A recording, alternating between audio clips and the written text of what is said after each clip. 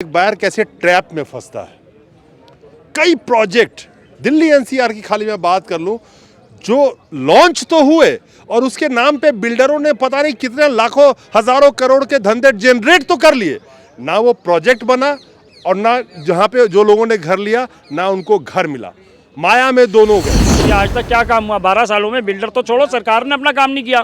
जो सरकार अपना काम करके राजी नहीं है तो वो बिल्डर को कैसे फोर्स करेगी काम करने? एग्जैक्टली, लेकिन इसमें एक लगूना है, मैं आपको बताऊं। इन्होंने प्रोजेक्ट डेवलपमेंट को देखते हुए रोड बन रहे हैं तो जमीन ले लूँ आसपास, वहाँ पे ये कर लूँगा ये कर लूँगा, सबके सपने फेल हो गए और 100 का माल जिन्होंने हजार में खरीदा था आज वो 50 के लायक भी नहीं बचे। दोस्तों नमस्कार, आपके मोबाइल पे भी मैसेज आते होंगे कि फलाने जगह नया एयरपोर्ट खुलने वाला है, फलाने जगह नई यूनिवर्सिटी खुलने वाली है, फलाने जगह एम्स खुलने वाला है। उदाहरण के तौर पे जब ग्रेटर नोएडा के अंदर में बुद्धा सर्किट जो रेस के लिए जो जगह बनाई गई थी और जब वो जगह बिल्कुल ही अपने इनिशियल दौर में थी, उस वक्त पे फॉर एन एग्जाम्पल अगर ज़मीन का रेट 5,000 रुपये स्क्वायर फीट था तो अनाउंसमेंट होते ही 50,000 रुपये स्क्वायर फीट और वहाँ इर्द गिर्द कितने भी बिल्डर के लाइन लग गई और लोगों के मोबाइल पे एक मैसेज जाना शुरू हो गया कि यहाँ पे आइए घर लीजिए, बुद्धा सर्किट हो रहा है, बहुत बड़ा अपॉर्चुनिटी है, ये फलान ढिमकान 10 चीज़ें, नाइट सफारी है, पता नहीं क्या क्या चीज़ें कहा होगा। उस बुद्धा सर्किट में मात्र एक बार रेस हुआ और जो जो उस रेस के चक्कर में वहाँ घर लेने या कोई कमर्शियल प्रॉपर्टी लेने पहुँच गए और 4-4, 6-6 गुना दाम देने के बाद में ख़रीदा होगा, उन्हें क्या पता था कि जो वो रेस देखने जा रहे हैं जिंदगी भर बिल्डर के ऑफिस से लेकर के घर तक रेस ही देखते रह जाएंगे और लगाते रह जाएंगे। हमारे साथ कुछ लोग खड़े हैं। मुझे एक चीज़ प्रिसाइजली बताइए, बुद्धा सर्किट जब लॉन्च हुआ था तो बड़ी अच्छे से मार्केटिंग की गई थी और जो वहाँ पे दुकान हो, ज़मीनें हो, प्लॉट हो, रातों रात उसके रेट बढ़ गए थे। जैसे अभी जेवर एयरपोर्ट का कई सालों से चल रहा है ना, एयरपोर्ट और वहाँ पे काफ़ी सारे ज़मीन ऑलरेडी महंगी हो गई, लोग खरीद नहीं पा रहे हैं आज रेट में। तो ये जो मार्केटिंग का टूल था उसमें उसी में आप भी फंसे थे? हाँ, मैं जो है ना एक्चुअली 31 दिसंबर 2012 में एयरफोर्स से रिटायर हुआ था। अच्छा। जनवरी में हमने सोचा अब भाई जो घर रहने के लिए भी चाहिए, क्योंकि वहाँ पे 3 महीने और रह सकते थे एयरफोर्स में। तो इन 3 महीनों में हमने जो सर्च करना शुरू किया, हमें जो है नए नए ऑफ़र मिले।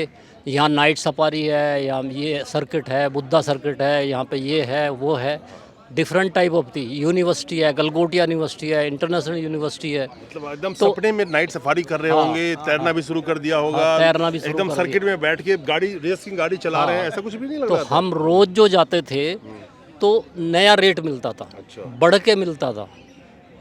तो हम ऐसे ही 1 महीने तक घूमते रहे, हमें जो डबल रेट दिखाई देने लगा। हमने सोचा चलो ले लेते हैं। तो मैंने जो अपना विला लिया सुपरटेक में, क्योंकि मेरे को ये बताया गया था सुपरटेक बहुत बड़ा बिल्डर है, बहुत अच्छा है, इसकी रेपुटेशन बहुत है। क्योंकि मैं तो एयरफोर्स में था, मुझे तो ऐसा कुछ पता नहीं था, लेकिन लोगों ने बताया। नहीं, वो मैं समझ गया, मैं थोड़ा प्रिसाइज करना चाहता हूँ। मेरा फोकस अभी ये है कि किस तरह से बिल्डर प्रोजेक्ट दिखा के ग्राहक को फंसाते हैं। हाँ, अभी मेरा प्रोजेक्ट मैं उस विषय पे आपसे बात कर रहा हूँ। आपने जब उस सर्किट को देखा, रेसिंग सर्किट को, तो उससे आपको क्या फायदा होने वाला था कि सबसे बड़ा अट्रैक्शन था उसका? तो दिमाग में एज ए बायर क्या चल रहा था आपके? एज ए बायर ये चल रहा था कि भाई जो है ना यहाँ ये एरिया बहुत अच्छा डेवलप होगा। अच्छा, आपका भी उसी आसपास में है? मेरा भी उसी अप कंट्री के अंदर प्लॉट कब है। लिया था? कब लिया था? हमने लिया था 2010 दिसंबर और में। मेन अट्रैक्शन वहाँ पे 2010 उस वक्त तो वहाँ कन्वेंस भी नहीं हुआ करती थी कुछ भी नहीं था प्रॉपर्ली। सर, अपनी गाड़ी से गए थे। नहीं नहीं, गैर गाड़ी से गए थे ना, लेकिन अट्रैक्शन क्या वो बुद्धा सर्किट था? अट्रैक्शन बुद्धा सर्किट था, उसके बराबर में नाइट सफारी था। इनफैक्ट जो प्रोजेक्ट का मेन जो अट्रैक्शन था वही आपका सफारी स्टूडियो था। अच्छा। उसके अंदर में आर्टिफिशियल बीच इन्होंने डिजाइन किया था। लोगों को ये दिखाया गया था कि आर्टिफिशियल बीच है। लेने के लिए हमारा ये था कि यहाँ आसपास में यूनिवर्सिटीज़ आ रही हैं, गौतम बुद्ध नगर, नोएडा इंटरनेशनल, गलगोटिया, और सबसे बड़ी चीज़ जो हमारा F1 का जो ये फास्ट ट्रैक वाला जिस सर्किट की जो हम बात कर रहे हैं वो वहाँ पे प्रोजेक्ट था। उसको देखते देखते जो हमने वहाँ पे जो ज़मीन हमारे को किसान से 100 रुपये स्क्वायर फीट में मिल सकती थी, वो ज़मीन हम लोगों ने 2-2, 2.5 स्क्वायर फीट में बिल्डर से खरीदी। और बाद में आज क्या हमें देखने को मिल रहा है, वो ज़मीन हमारी कहीं है ही नहीं। नहीं, अच्छा, मैं ठीक है, लेकिन उस रेसिंग सर्किट से जो आपको लोभ डेवलप हुआ, आप ग्रीडी हो गए कि यहाँ पे बहुत डेवलपमेंट होगा, मतलब आपके दिमाग में क्या था कि मैं इससे हमें क्या फ़ायदा होगा, क्या सोचा था आपने? सिर्फ डेवलपमेंट तो ठीक है, लोग बहुत आएंगे, रिनाउंड फेस से आएंगे, F1 कार देख लूँगा, साल में एक बार देख भी लेते मान लो, लेकिन उसके अलावा क्या मिलता वहाँ पे?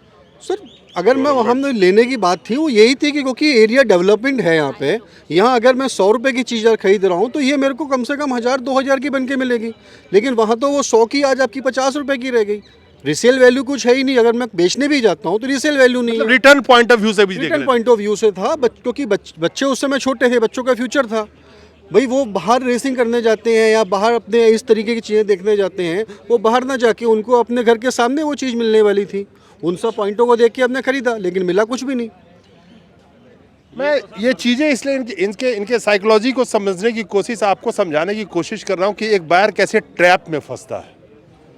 कई प्रोजेक्ट दिल्ली एनसीआर की खाली मैं बात कर लूँ, जो लॉन्च तो हुए और उसके नाम पे बिल्डरों ने पता नहीं कितने लाखों हजारों करोड़ के धंधे जनरेट तो कर लिए, ना वो प्रोजेक्ट बना और ना जहाँ पे जो लोगों ने घर लिया ना उनको घर मिला, माया में दोनों गए। लेकिन सिर्फ बिल्डर क्यों, सरकार क्यों नहीं? जो नाइट सफारी आज बननी थी, जिसके लिए इन्होंने कहा था नाइट सफारी बनेगी, वो नाइट सफारी कहाँ है? जिसके लिए इन्होंने सिंगापुर की कंपनी को कॉन्ट्रैक्ट दिया था, वो नाइट सफारी कहाँ है? उसकी जगह तो ये फिल्म सिटी लेके आ रहे थे, बाद में वो इन्होंने कहा जी वो सेक्टर छोटा पड़ेगा, इसलिए इन्होंने नाइट सफारी वैसे ही छोड़ दिया। आज तक क्या काम हुआ? 12 सालों में बिल्डर तो छोड़ो, सरकार ने अपना काम नहीं किया। जो सरकार अपना काम करके राजी नहीं है तो वो बिल्डर को कैसे फोर्स करेगी काम करने? एग्जैक्टली, लेकिन इसमें एक लगुना है, मैं आपको बताता हूँ। इस देश में 5 साल में सरकारें बदल जाती है, चाहे राज्य की हो चाहे केंद्र की हो, कई दफ़े। अब यूपी में कई सरकारें बदल गई, हर नई सरकार कहती है कि हमने थोड़ी वहाँ लॉन्च किया था, उसमें ये घोटाला था, इसमें ये घोटाला था, ये प्रोजेक्ट इस वजह से बंद हो गया, उस वजह से बंद गया। लेकिन अल्टीमेटली जिस बिल्डर ने हज़ारों करोड़ लोगों से लेके अपने जेब में रख लिए, प्रोजेक्ट के नाम पे वहाँ ईंट गिरा के छोड़ दिया, पता नहीं वो प्लॉट भी अब कहाँ गया होगा बहुतों का।